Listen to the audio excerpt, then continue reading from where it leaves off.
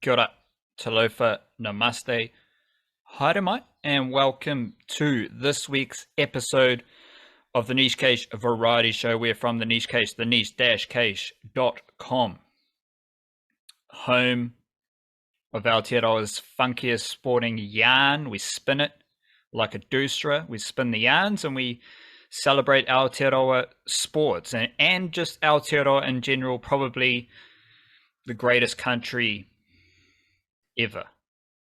Warm up kōrero here, Wildcard. Big up yourself because you put Cam Howieson and Jack Henry-Sinclair in the same bracket as probably the best players to watch out for in the final between National League final between Auckland City and Wellington Olympic. And that came to be.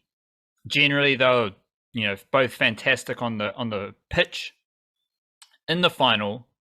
But there was a bit of magical divine intervention with Auckland City getting a red card. So then Cam Howieson, who, for those who aren't aware, probably the most similar footballer to Clayton Lewis in the world, and definitely in New Zealand. Left-footed midfielder, quite classy, lots of hard mahi, good distributor. He moves to left back for a stint there to cover Auckland City's red card. And then you get Cam Howieson versus Jack Henry-Sinclair in a matchup in a very intense final. Jack Henry-Sinclair's getting the ball in space and he's going one-on-one with Cam Howieson, who's playing out of a position, but he's battling. Classy touches, as I said, with distribution, but also just the gritty mahi to get the job done in a final at left back. Big up yourself and big up those two for a entertaining matchup in a National League final. Yeah, and it took more than just the red card as well, because you remember at the very start of the game, Takuya Iwata was the left back starting for Auckland City, and he went off injured after 15 minutes, having already given away a yellow card for fouling Jack Henry-Sinclair. Irrelevant in why he went off, he just got injured and had to be replaced. On comes Reid Drake, who also is a creative midfielder by trade, but had to play as a makeshift left back because the other alternative was to chuck on their young players who were also midfielders who would have been back up. No Alfie Rogers, or else he would have been, I think he must have been injured because he wasn't in the squad. He would have been the obvious left back choice. Or you switch Jordan Vale over to the left and pick chuck one of the youngsters on the other side. Then that's also a risk because they're going up against Jesse Randall, who is maybe even faster than Jack Henry-Sinclair. So Iwata goes down.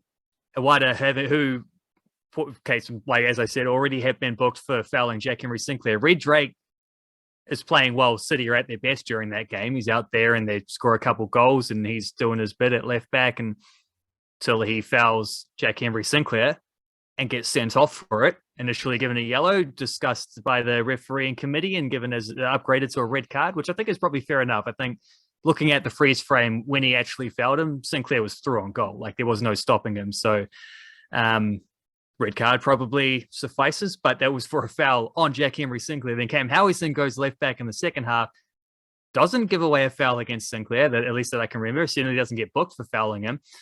And I thought did a pretty bloody excellent job, to be honest. A couple of nice moments where he shielded him off the ball, just being in good position to stop him being able to run him behind as well, those kind of things. It was probably a big factor in how Auckland City were able to hold on and with 10 men to win that game and lift the National League trophy. Fabulous.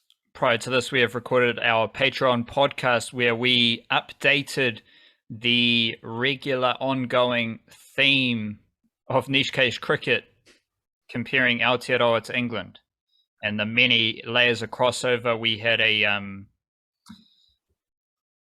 robust discussion about the similarities, the differences, learnings, updating a lot of the stuff we had talked about when we did go back to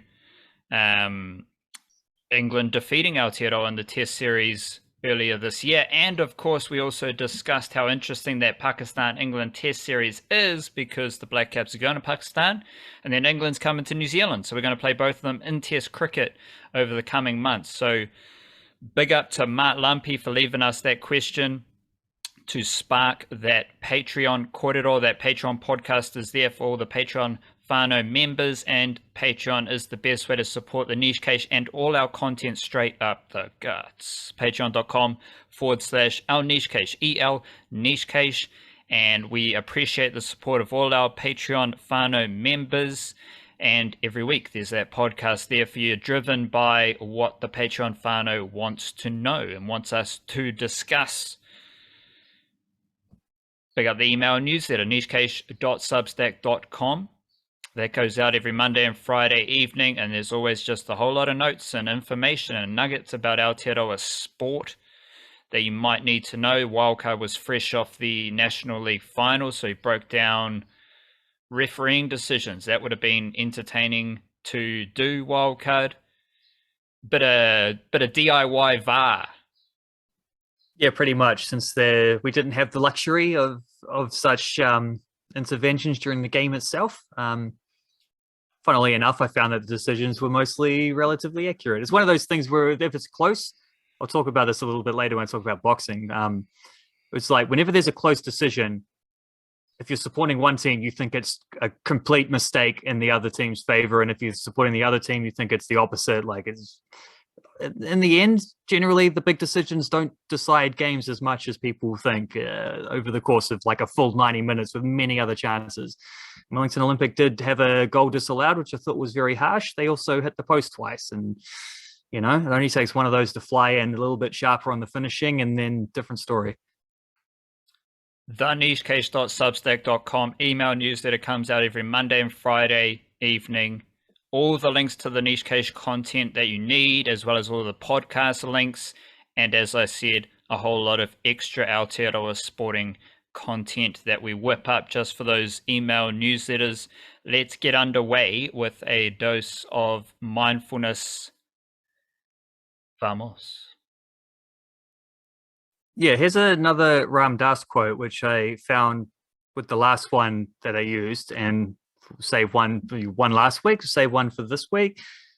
Not entirely sure what it means, but he says it's perfectly safe to stand nowhere. So if you've got any ideas on what that would suggest, I have one or two inklings. I'm curious what you take away from that. It's perfectly safe to stand nowhere. Well, it's just perfectly safe to be in a state of nowhere. Like, it's okay just to be where you are, even if you consider that to be nowhere. If you feel like whether it's your own feelings that you're nowhere and it's perfectly safe to be in that nowhere zone, or if that nowhere is just a emptiness and that emptiness is also safe. Yeah, I guess there's that idea, isn't there, of like the calming presence of, pure balance where you're thoughtless and just present is in a way kind of nowhere. It's nowhere and it's everywhere at the same time, in the way that like 0 degrees and 360 degrees on a circle is the exact same point. I also get the impression of like it's perfectly safe to stand nowhere, as in like you don't have to fight every battle. Like if you think about it like a stance, like an opinion, you don't have to fight every battle. Sometimes you can just step away and not have an opinion on a matter, or not involve yourself in a matter where like often those things can just be lose-lose, especially if they're being fought on emotional bases and as opposed to like a logical foundation. Then you're kind of only opening yourself up to more trouble if you get yourself involved. Sometimes it's safer just to step away. I think there's probably a few different ways you can interpret that quote. Let's crack into Aotearoa Sporting Kōrero here Wildcard, a leading segment, banger of a dramatic, sizzling hot take. What do you got? Yeah, I've got an idea, which is I'm not going to stand nowhere on this one. I'm going to open myself up to some danger. I think the way that I just knocked my microphone over. I think the way that the New Zealand National League and New Zealand football determine their MVP player at the end of the season probably one of the dumbest examples you can find of how to determine an MVP thing. So like looking at the I whipped it up completely because I wrote a little bit about it in the grand final recap. They announced that in the presentation afterwards that Silvio Rodic of Birkenhead United, goalkeeper, had won the most valuable player award. I didn't particularly agree with that decision. I think he's a very good goalkeeper. He had a decent season, but at the same time, probably not even the MVP within his own team. But it just carries on a long-term problem that they've had because they have the system. And I looked it up. Like I went, since I wrote the thing, I went and scoured New Zealand Football's website and found the actual like word for word regulations things. And it says, the conclusion of the championship phase, the most valuable player will be awarded to the player who has been awarded the most points voted by their opposition in the championship phase. Each participant shall select 3 opposition players in each match and shall rank the players based on performance and award, and 3 points, 2 points, and 1 point respectively. There's actually a typo in the middle of that, extra and for no reason. If at the conclusion, blah, blah, blah, who cares about actually the tiebreaker is kind of dumb because one of the tiebreakers is if you played fewer games, you win, when I would have thought the MVP playing more games would be more valuable, if being more available, but whatever. Not important. It also goes on potentially disciplinary record, but that's only if they're split on the thing. And if you think about like, I might be reading this wrong, but the way I read that is that both coaches / teams, I think it's often the coach, but it doesn't specifically say that, select the best players 3-2-1, like a Dally M NRL type system. Select the best dudes from the other team in every game, which to my logic suggests that when Wellington Olympic won 7-1 against Christchurch United a couple of weeks ago, the best player from Wellington Olympic would have got 3 points. The best player from Christchurch United would have got 3 points, even though his team lost 7-1. Equal points, even though one was clearly way more valuable than the other. The second best player for Wellington Olympic, who probably scored 2 goals and had 3 assists or something like that in a game like that, would have got fewer points than the best player for Christchurch United, whose team got thrashed. That seems completely flawed, let alone the fact that opposition teams tend not to focus on teams tend not to focus on what their opposition does. Like I've been in plenty of changing sheds, not at that level, obviously, but afterwards where people were complaining about that team was rubbish. We should have won. We did this wrong. We did that wrong. You're not focusing on what the other team does. It's very strange. All of which goes to say that obviously they're not going to come up with the best idea of who should be the most valuable player. And if they're not going to, then I am. And I'm going to crown the rightful MVP. I did this in in my grand final review. I'm going to do it again right here. It's a bit Game of Thronesy, isn't it? There's rather like the king is illegitimate. Here's the usurper. Here's the rightful thing. This is the real claim to the throne kind of situation. But I'm crowning Jack Henry-Sinclair as the league's MVP. I explained a little bit more on the decision in the write-up, so read that if you want to see it.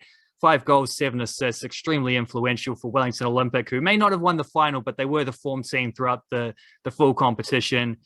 Jack Henry-Sinclair is your rightful MVP for the 2022 Men's National League season. And I will just say also, this is the same formula for the women's team. I think it's much more cut and dry there. But if Taylor O'Brien doesn't win MVP for Eastern Suburbs in the women's competition, it's time to riot. Just leave it at that. But if she doesn't win it, it is a travesty. I was about to say we go get the Dragons, but you said riot, and I think that actually reminds me of when the plebs, the public of King's Landing, they started to riot against the people with the dragons. I think this is how the Dance of the Dragons ends, is the people of King's Landing, Flea Bottom or whatever it's called, they rise up, they get into the dragon pit, they kill all the dragons, they're like, yo, this is us. I think that's what you're doing with your MVP. Although, let's be honest here, Wildcard. And I say this a bit tongue-in-cheek for the football community. Maybe the football community agrees with me. The National League concept is pretty weird. Like how the New Zealand National League stuff has changed every year for the past decade. And this specific version is quite weird. So I'm not surprised they also have an extremely weird way of getting the most valuable player. Something that is fairly straightforward, Wildcard. Is that Canterbury Cricket Speaking of dragons, speaking of beasts, speaking of monsters, mythological beings that dominate the lands, Canterbury are that. Canterbury are probably a Taniwha. Let's just say that they're the Taniwha of Aotearoa cricket right now. Plunkett Shield, first. Ford Trophy, first. You can go through the team list. Like Henry Shipley might be the best cricketer right now in the domestic circuit. He's taken wickets. He had a streak of hitting sixes in Plunkett Shield and Ford Trophy games. He's fantastic. You got a bit of Tom Latham, Henry Nicholls, Chad Bowes. Chad Bowes has 3 scores over 80 in his last 4 games of cricket, including a century and then back-to-back 80s to start the Ford Trophy. He's pretty good. Cole McConchie, one of the best leaders in Kiwi cricket, as well as a fairly solid all-rounder. What do Canterbury do? They get Ish Sodhi down. He bowls leggies, he scores runs, he's fantastic. And going back to the Plunkett Shield, Canterbury just roll out the best seam attack of any province again and again and again and again. They're just doing it in the Ford Trophy. And if you're looking for a pocket of funk within Kiwi cricket, don't go past watching Canterbury play Ford Trophy games over the next few weeks, because it's a lot of fun. A lot of great cricket being played, and I think they're going to roll out the strongest play in 11 most rounds. So if you can watch them live, do so. Can I just throw my stat up fresh off the back of that Canterbury go for it. yarn, because it's quite important. I didn't actually mention Matt Henry. Because old Matt Henry, he's not doing much. In the Ford Trophy, Matt Henry has 1 wicket in 17 overs at an average of 53. This comes after Matt Henry against India ODIs. He took 1 wicket at an average of 24. 1 wicket from 24 overs, at an average of 97. This is one of the best ODI bowlers New Zealand's ever seen. Against India in a home series, he took 1 wicket at an average of 97. And in the one-day competition, he's got 1 wicket at an average of 53. There are stats, but we don't need to go deeper into the stat, but this is a clear one. This sums it all up. The last 5 games of cricket, 2 wickets. Cricinfo, last 10 game profile. So his last 5 games, 2 wickets. 5 games before that, 2 wickets, 3 wickets, 4 wickets, 3 wickets, 3 wickets, 4 wickets, 4 wickets, 5 wickets. So a lot of wickets. I'm not going to count that, but it's a lot of wickets. And all of which is to say, not worried about Matt Henry at all. It's just a weird statistical anomaly. Canterbury, they are the Taniwha of domestic cricket, but Matt Henry is not doing anything in the Ford Trophy right now and didn't do much for the Black Caps, and it's just a weird stat. I'm not saying Matt Henry is out of form. It's just a weird stat that it's part of the Canterbury intrigue and funk. Your stat, Wildcat. It also means he'll probably take 6 for the next time he plays. Yeah, something's brewing. That's what he does. For sure. He's got his... He's saving them all up. He's got some veggies in the thermal pools for sure. He's cooking. He's always, got slow cookers going. Takes longer, but the meal is nicer at the end of it. I also actually have a stat that flows on from my initial take. I spoke 4 minutes or so about the National League there, and I didn't actually mention Auckland City at all. That's because I'm saving Auckland City up for here, because the stat is that Auckland City won 4 trophies this year. They won the Northern League, they won the Chatham Cup, they won the Oceania Champions League, they won the National League. They were also National League minor premiers, although that's not really a trophy, and I don't even know if they award that or anything. It just means they qualified for the grand final. 4 trophies in the year of 2022 is as many trophies as they had games in which they didn't win for the calendar year. Not just National League, but including all of those competitions that they won. They played 43 games this year, which is nuts for a amateur / semi-pro team. Technically amateur, be careful with that. 43 games over the course of a year is ridiculous when you're not even playing professionally. But anyway, 43 matches played, 39 wins, 2 draws, 2 losses. 4 games in which they didn't win, they won 4 trophies. They scored 132 goals across all of those 43 games, only conceded 31, which is considerably less than a goal per game. They had 22 clean sheets. Their goal difference was plus 101 for 43 games. There was definitely some fatigue by the end of it. I think you saw that in the National League, where they weren't quite blowing teams away, scoring as many goals as you might have expected at times against the higher opposition, best teams in the country. So that's somewhat understandable. But yeah, not quite as fluid as you might have expected. Not quite as fluid as Wellington Olympic had been, for example, in qualifying for the final. But it continued to dub up regardless and then went on to win the damn thing. So unbelievable year from Auckland City FC. The quadruple still setting the standard. What do you know? Deep in the mangroves, we've got White Ferns cricket, and just want to update the series that I've got at the moment. T20 International Series against Bangladesh. Won the first 2 games, won the series already, and we'll probably win a few more games. One more T20 International on Wednesday, then a couple of ODIs. There is a aspect of White Ferns batting to highlight, and it is the style of cricketers that are coming into the team in role-playing roles. A lot of roles there.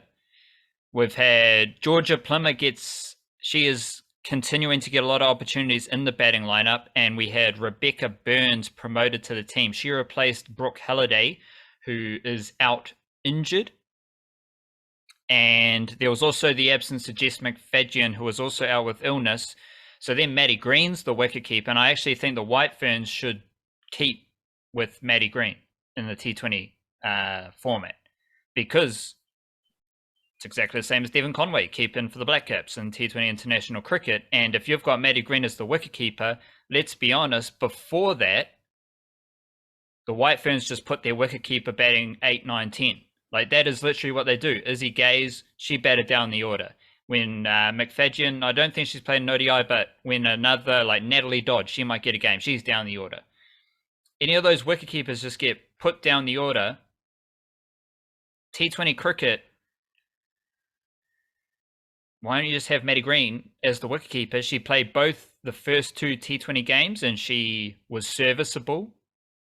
I think she is as good as any other wicketkeeper in New Zealand, like straight up for a T20, for 20 overs of cricket. She is as good as any other wicketkeeper. I don't say that lightly. Like, she can do the job in the same way that Devon Conway can do the job. And it just opens your team selection up to so many different, like, instead of having a wicketkeeper batting 8, you just have another bowler. You know, like, it just helps your team. Like, they're only there for wicket keeping. Surely you can have some crossover and skill set. But we get back to Rebecca Burns, little tangent there. This is in alignment with any of the White Ferns promotions from the past, let's say 5 years. They're not done on statistical dominance of domestic cricket. They are done on their potential primarily, and maybe the skills they offer. Because you look at any player that's come into the White Ferns, they're averaging 10 with the bat. They're averaging 15. They got a high score of 35 in domestic cricket, and that warrants a call up to the White Ferns. It is weird. And Rebecca Burns, with all due respect, does fit that mold. Georgia Plymouth does fit that mold. But these players are powerful hitters. They can hit in front of them, in front of the crease. They can play over cover. They can play down the ground. And that seems like a style of cricketer that White Ferns coach Ben Sawyer wants to deploy, especially in T20 cricket. That's why Rebecca Burns scored 20 runs off 19 balls and played her role for the White Ferns. She is just there to tick the score over. In between Susie Bates, Sophie Devine opening, and then beneath them they have Amelia Kerr and Maddie Green, 2 of the best T20 batters in the world right now. Like, Amelia Kerr's fantastic. Maddie Green's got 73 runs at a strike rate of 152 in this series. She is also fantastic. So you're only looking for batters who can hit 20 runs off 10 balls, 15 off 8 balls, strike rates of 120, 100, 110. You just want batting role players to add some punch to this White Ferns batting unit, and I think that's what Rebecca Burns does. Georgia Plimmer's got that ability, but that's more based on potential. And like, maybe this is different for one-day cricket, but the batters below the White Ferns, it's more Kate Ibrahim. Natalie Dodd's a very good one-day cricketer, but they're not overly powerful hitters. The only player that comes to mind in that role is Jess Watkin, Central District's all-rounder, very powerful hitter, skillful off-spinner as well.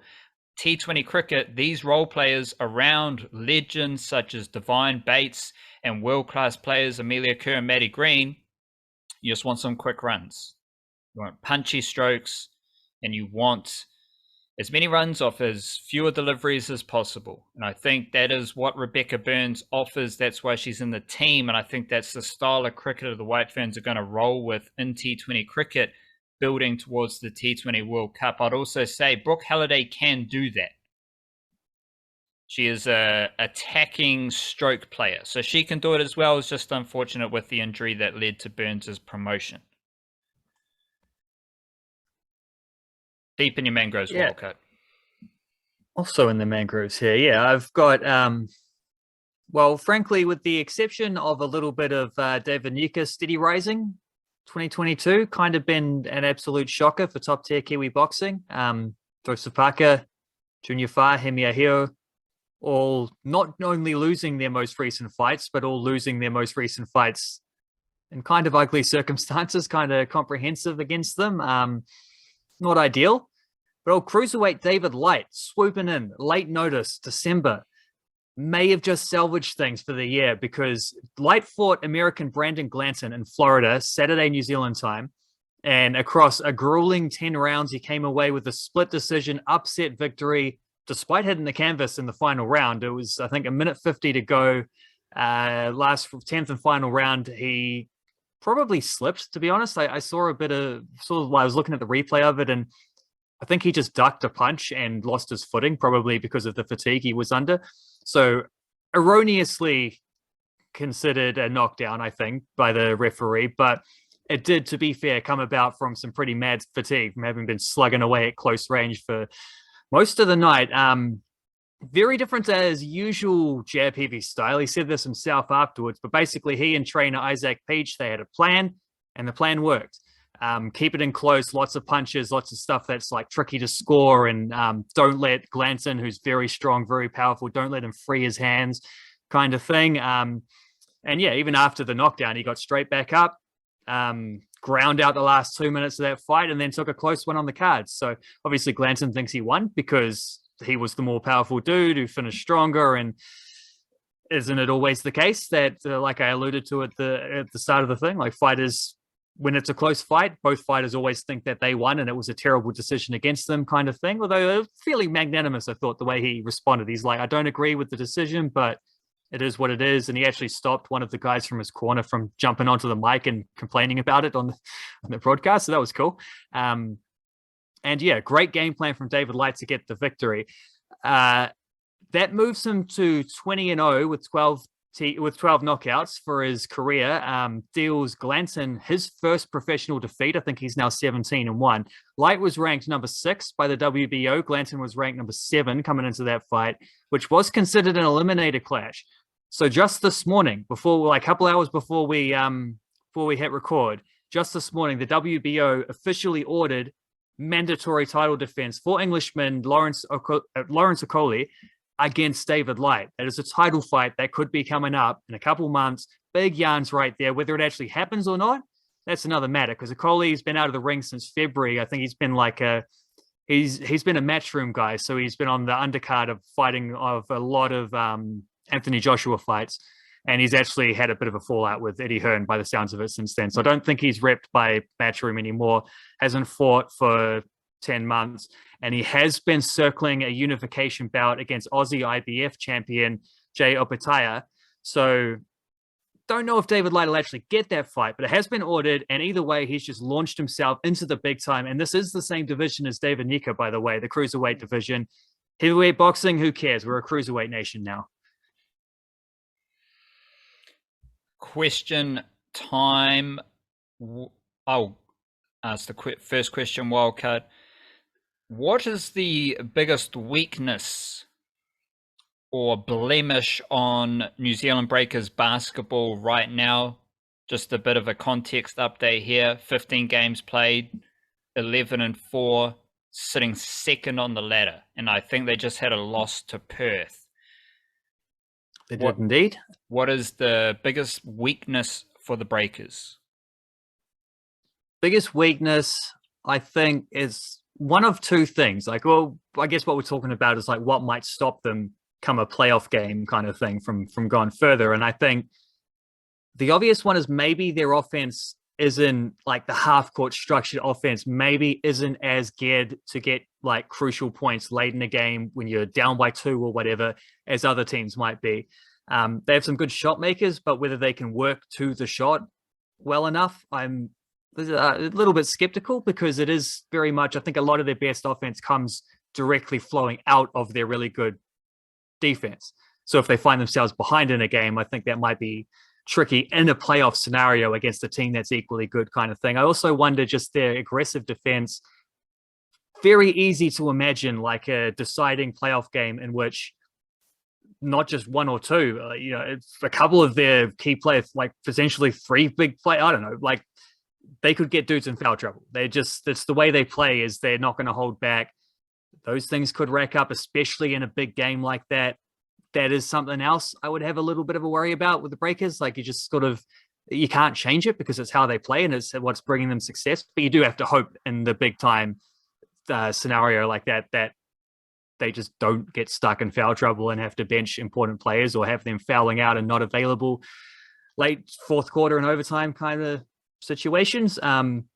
Question back the other way is, name me an undercover rising Kiwi-NRL team. Like there's a lot of the Roosters have been the reigning champs for a little while, and Melbourne Storm have lost a couple of their Kiwi fellas. Still got a couple there, but it seems like the Roosters are the big dogs. Rooster dogs, whatever. That's a bit of a mixed metaphor, but who's an up and coming? The big Donnies, yeah, the big Donnies. Yeah. What's an up and coming team other than obviously the St George Illawarra Dragons with the top tier prospect Navajo Doyle and nobody else, as far as I know? He is a top tier prospect. He's on the rise. He might crack some wider NRL squad hooking duties. Ooh, yes, maybe please. An NRL trial wildcard. I'll watch out for that. Navajo Doyle NRL trial with the Dragons early next season. Panthers are also Kiwi NRL big Donnies for sure. So you got the Storm, Panthers, and Roosters. They're the big Donnies who are the undercover. I've got 2. One is probably the most important one for fans to be thinking about this summer, and that's the Bulldogs.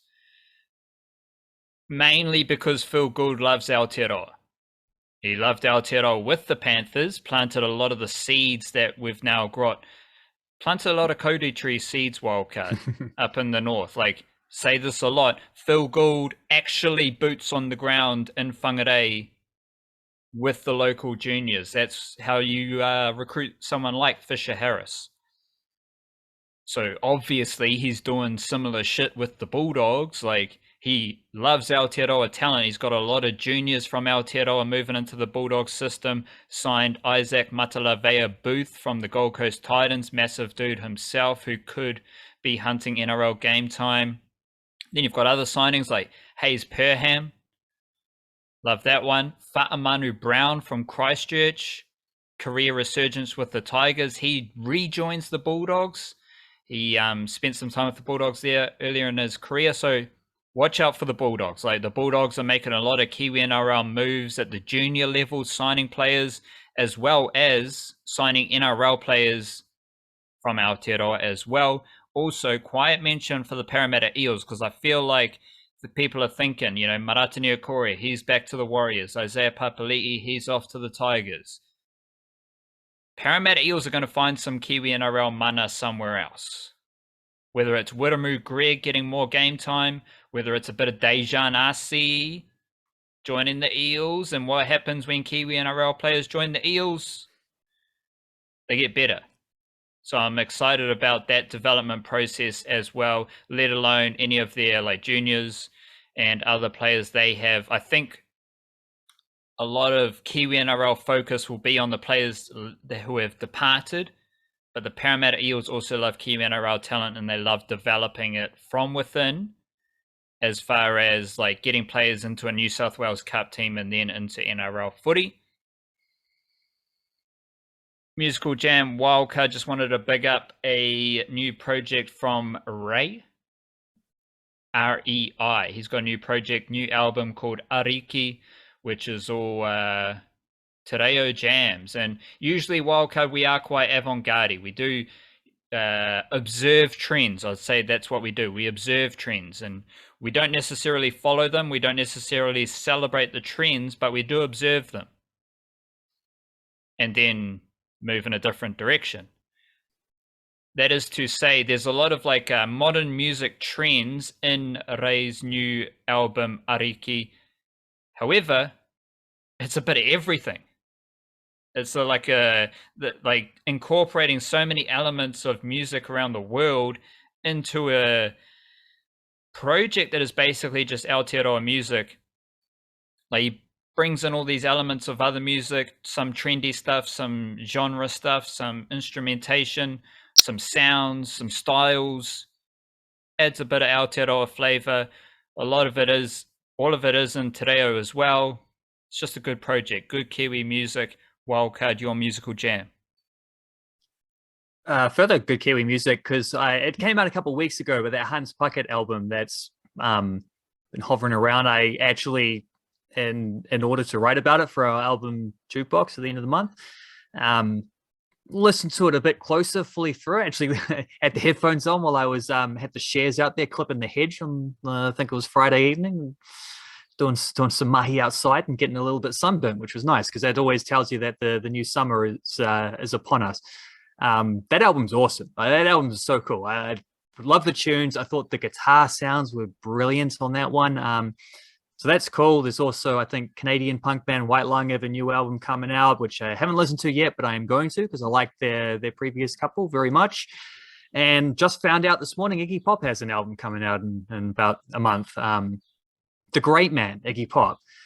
So frankly, I will be carving out some time in early January to listen to that. And when we finish this, I might go and check some of the advanced singles. And it sounds like, because his last thing was he did an album a couple years ago, out in the desert with old mate Josh Homme, I think it was, which was fantastic. Like the best thing he'd done for 30 years. It was a brilliant album. And he said afterwards, he's like, yeah, I might just retire. I think they did a documentary on it. And he's like, I might just retire after that. I'm not sure I can do anything else. Like 2 years later, he comes out with this like weird free jazzy kind of album where he's doing spoken word stuff. And that album was actually it's very weird, but very cool at the same time. He's obviously not done. He's got more to say. He just chills in Florida, never wears a shirt, hangs out with his pet cockatoo, who has its own Instagram thing of singing along songs with him, lives a great life, and occasionally turns up with some good musicians to make a banger album. And this one apparently is loud.